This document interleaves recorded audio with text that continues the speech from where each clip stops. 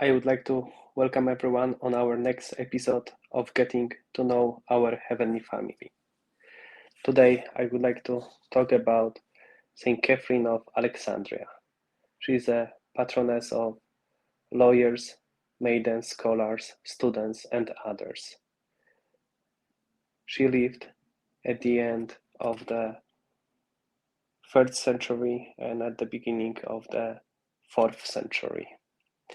Tradition says Catherine of Alexandria was born to non-Christian aristocratic parents.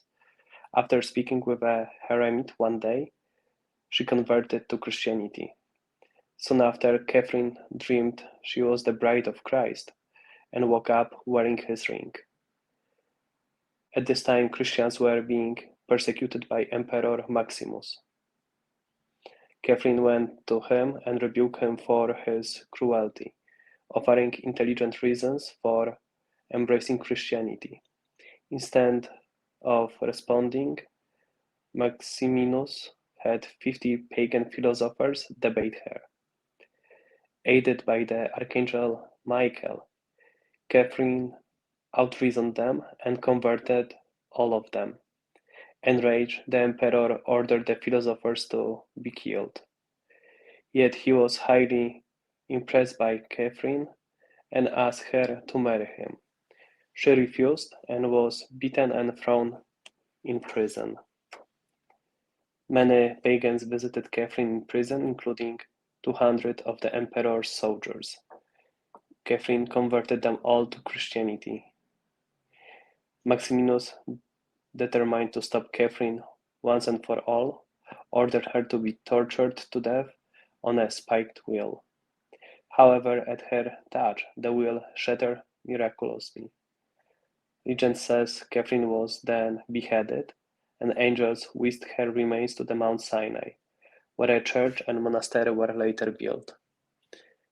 Venerated in both East and West as one of the 14 holy helpers in heaven, Catherine was among the most popular saints of the Middle Ages.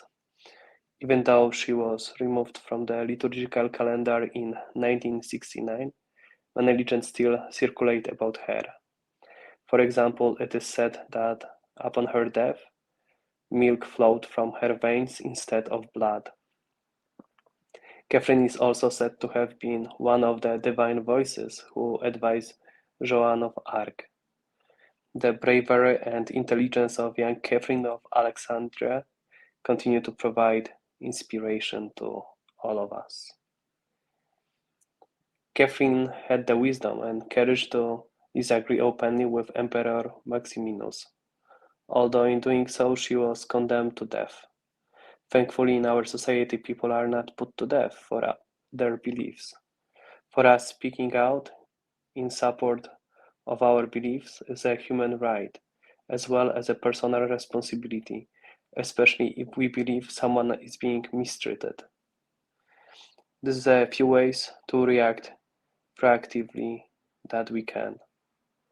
We can write letters to politicians, especially our representatives in Congress. We can write a conscious and thought-provoking letters to our local newspaper, which may be printed on the editorial page. We can talk with our friends, family, and co-workers how we feel about the issue and ask their opinions. Exchanging healthy debates with people can help open up the minds of people on both sides. Knowing how others feel will help us understand the issue better. And also, we have to pray to the Lord for guidance. By asking Him to lead us in our efforts, we will never be alone.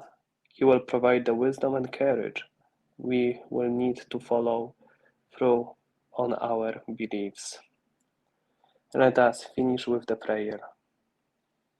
O God, you who on the summit of Mount Sinai gave a law to Moses, and by means of your holy angels miraculously placed there the body of Saint Catherine, your virgin and martyr, grant, we beseech you, that through her merits and intercession we may be able to reach that mountain which is Christ.